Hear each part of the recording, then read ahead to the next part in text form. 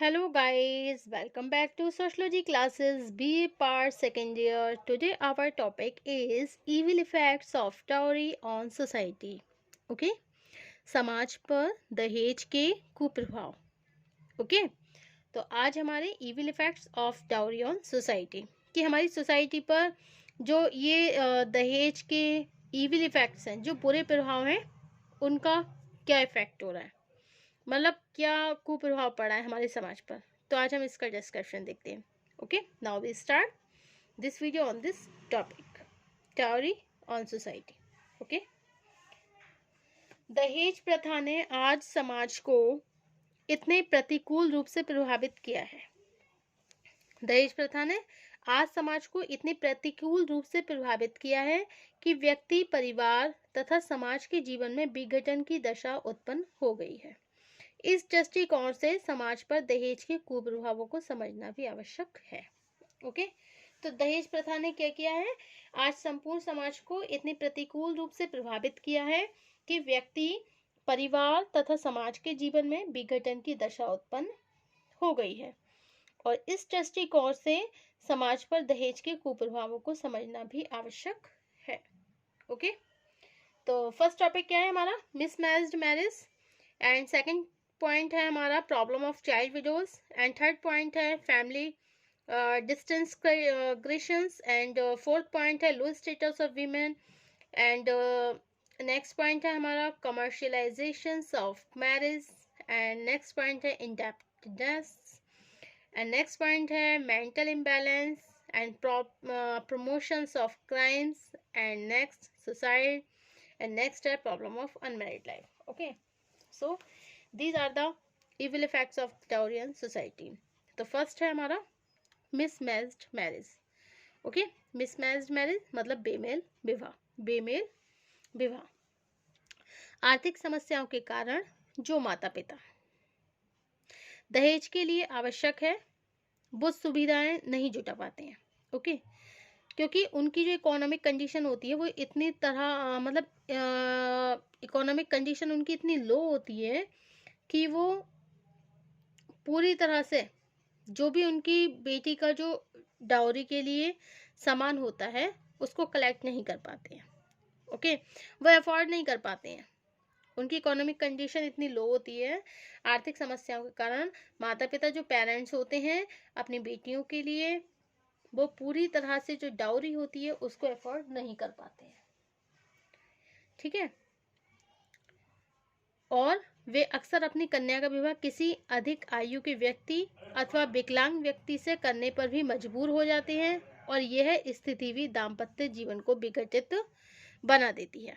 Okay, अब next point है हमारा पारिवारिक विघटन मतलब फैमिली डिसइंटीग्रेशन. ओके, तो क्या आ जाएगा हमारा पारिवारिक विघटन. दहेज प्रथा का सबसे बड़ा दुष्परिणाम पारिवारिक विघटन के रूप में भी हमारे सामने आया है. जब कभी भी वर पक्ष को दहेज में इच्छित संपत्ति और उपहार प्राप्त नहीं हो पाते हैं तो इसके प्रतिकार के रूप में नववधू को तरह तरह से अपमानित किया जाता है. इससे नवदंपति का पारिवारिक विघटन हो जाना बहुत स्वाभाविक है. अब नेक्स्ट पॉइंट है आपका बाल विधवाओं की समस्या. अतीत में दहेज प्रथा के कारण बेमेल विवाहों को प्रोत्साहन मिला है. और ये जो बेमेल विवाह है उनको प्रोत्साहन मिलने से भारत में बाल विधवाओं की संख्या में अभूतपूर्व वृद्धि हुई है. इस समस्या की गंभीरता को इस तथ्य से समझा जा सकता है कि भारत में विधवा स्त्रियों की संख्या संसार के किसी भी दूसरे देशों से कहीं अधिक है. मतलब इतनी भारत में है, इस भारत की अपेक्षा और देशों में इतनी ज़्यादा संख्या हमें देखने के लिए नहीं मिलती है जितनी ज़्यादा की भारत में है. अब नेक्स्ट है विवाह का व्यापारीकरण, कमर्शियलाइजेशन ऑफ मैरिज. परंपरागत रूप से हिंदू विवाह एक धार्मिक संस्कार था, लेकिन दहेज प्रथा के कारण इसका बहुत तेजी से व्यापारीकरण भी हो रहा है. लोग इसका व्यापार करने लगे हैं, व्यापार बना लिया है अब तो शादी को. एक और वर पक्ष विज्ञापन के द्वारा अधिक से अधिक दहेज प्राप्त करने का प्रयत्न करने में लगा हुआ है, तो दूसरी ओर कितने ही माता पिता आर्थिक कठिनाई के कारण आजीवन अपनी कन्या का विवाह नहीं कर पाते हैं. क्यों नहीं कर पाते हैं? क्योंकि उनकी कंडीशन, जो इकोनॉमिक कंडीशन होती है, वो इतनी लो होती है कि वो अपनी बेटी के लिए दहेज का पूरी तरह से प्रबंध नहीं कर पाते हैं, जिसके कारण कई बार उन्हें अपनी कन्याओं को आजीवन अपने घर पर ही रखना पड़ता है और वो उनकी शादी नहीं कर पाते हैं। नेक्स्ट पॉइंट है स्त्रियों की निम्न स्थिति, लो status of the women. Okay, यह प्रथा स्त्रियों की सामाजिक स्थिति को गिराने वाला एक प्रमुख कारण है। दहेज प्रथा के कारण प्रत्येक परिवारों में पुत्री के जन्म को एक भावी विपत्ति के रूप में देखा जाने लगा है। इसी के फलस्वरूप लड़कियों को पारिवारिक और सामाजिक जीवन में लड़कों के समान अधिकार प्राप्त नहीं हो पाते। ओके, अब नेक्स्ट पॉइंट है आपका ऋणग्रस्तता, इंडेप्टनेस। दहेज प्रथा ने समाज के मध्यम और निम्न वर्ग के व्यक्तियों में ऋणग्रस्तता की समस्या को अत्यधिक प्रोत्साहन दिया है। भारत में धन के संचय की क्षमता वैसे भी काफी कम है, फिर भी दहेज का प्रबंध करने के लिए अधिकांश व्यक्ति या तो ऋण पर निर्भर रहते हैं अथवा संपूर्ण जीवन अपने द्वारा उपार्जित आय का स्वतंत्रतापूर्वक उपयोग नहीं कर पाते हैं। इसके फलस्वरूप व्यक्ति का संपूर्ण जीवन आर्थिक अभावों और कठिनाइयों से घिरा रहता है।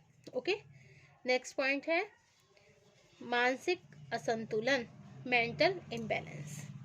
आंतरिक रूप से भारत में अधिकांश स्त्रियों का जीवन अनेक मानसिक बीमारियों से ग्रस्त और असंतुलित रहता है। कम आयु में लड़कियां स्वयं को पिता पर भार समझने लगती हैं। विवाह के बाद उन्हें पति के निर्देश पर अपने पिता के सामने पुनः आर्थिक मांगें रखनी पड़ती हैं और इस सब के बाद भी उन्हें हर तरह के तिरस्कार का सामना करना पड़ता है। इन दशाओं में स्त्रियों का मानसिक जीवन किस प्रकार संतुलित रह सकता है। अब नेक्स्ट पॉइंट है आपका अपराधों को प्रोत्साहन, प्रमोशन ऑफ क्राइम्स। भारत में विभिन्न प्रकार के अपराधों में होने वाली वृद्धि बहुत सीमा तक दहेज प्रथा के दायित्वों से संबंधित है। ओके, चोरी है, गबन है, रिश्वत है, भ्रष्टाचार, अनेक श्वेत-वसन अपराध इसलिए किए जाते हैं जिससे व्यक्ति दहेज और इस प्रकार की दूसरी आवश्यकताओं को पूरा करने के लिए अधिक से अधिक धन का संग्रह कर सके। एक सर्वेक्षण में यह तथ्य सामने आया है कि जिन जाति समूहों में दहेज का प्रचलन कम है, उनमें सामाजिक और आर्थिक अपराधों की संख्या भी तुलनात्मक रूप से कम है। ओके, अब नेक्स्ट पॉइंट है आपका हत्या बनाम आत्महत्याएं। हत्या बनाम आत्महत्याएं। भारत में जैसे जैसे दहेज प्रथा की समस्या गंभीर होती जा रही है, हमारे भारत में dowry system it is increasing day by day.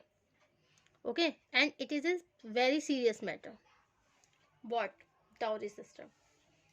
Okay, तो दहेज प्रथा एक तरीके से बहुत ही गंभीर समस्या है और दिन पर दिन बढ़ती जा रही है। जो भी नवविवाहित स्त्रियां हैं, जो भी न्यूली मैरिड कपल हैं, जो मतलब न्यूली मैरिड ब्राइड्स हैं, जो नवविवाहित स्त्रियां हैं, उनके द्वारा की जाने वाली आत्महत्या की संख्या बढ़ती जा रही है। ओके, नवविवाहित स्त्रियां क्या कर रही हैं? सुसाइड कर लेती हैं। क्यों करती जा रही हैं? सुसाइड क्यों कर लेती हैं? क्योंकि ये समस्या समाज के संभ्रांत, समृद्ध और सशक्त वर्ग से संबंधित होने के कारण यह जानना भी कठिन हो जाता है कि ऐसी दुर्घटना को हत्या कहा जाए अथवा आत्महत्या। मतलब क्या कहें हम इसे, हत्या कहें या आत्महत्या कहें? क्योंकि जो भी नवविवाहित स्त्रियां हैं वो आत्महत्या कर लेती हैं। क्यों कर लेती हैं? क्यों कर लेती हैं? दहेज जैसी गंभीर समस्या से पीड़ित होने के कारण वो आत्महत्या कर लेती हैं। और ये समस्या केवल समाज के सम्रांत, समृद्ध और सशक्त वर्ग से संबंधित होने के कारण हमें ये जानना मुश्किल हो जाता है। हम नहीं समझ पाते हैं कि भाई ऐसी दुर्घटना को हम क्या कहें, हत्या कहें या फिर आत्महत्या कहें। तो हम ये कंफ्यूज हो जाते हैं ये समझने के लिए। अब नेक्स्ट पॉइंट है अविवाहित जीवन की समस्या। Okay, problems of unmarried life. Problems of unmarried life. आज हिंदू समाज में जैसे जैसे स्त्रियों के दहेज के विरुद्ध जागरूकता होती जा रही है, आज हिंदू समाज में जैसे जैसे स्त्रियां, मतलब आज हिंदू समाज में जैसे जैसे स्त्रियां दहेज के विरुद्ध जागरूक होती जा रही हैं, उनकी समस्या सुलझने के स्थान पर अधिक जटिल होती जा रही है। तो उनकी समस्या कैसी होती जा रही है, मतलब सुलझने के स्थान पे उनकी समस्या जटिल होती जा रही है। क्यों जटिल होती जा रही है? क्योंकि आज भी एक बहुत बड़ी संख्या में ऐसी जागरूक लड़कियों की है, मतलब आज एक बहुत बड़ी संख्या ऐसी जागरूक लड़कियों की है जो दहेज प्रथा के विपक्ष में होने के कारण अविवाहित ही रह जाती हैं। ओके, तो मतलब आज भी हिंदू समाज में जैसे जैसे स्त्रियों की जागरूकता बढ़ रही है दहेज के कारण, तो उनकी समस्या सुलझने की अपेक्षा बल्कि और जटिल होती जा रही है। क्यों जटिल होती जा रही है?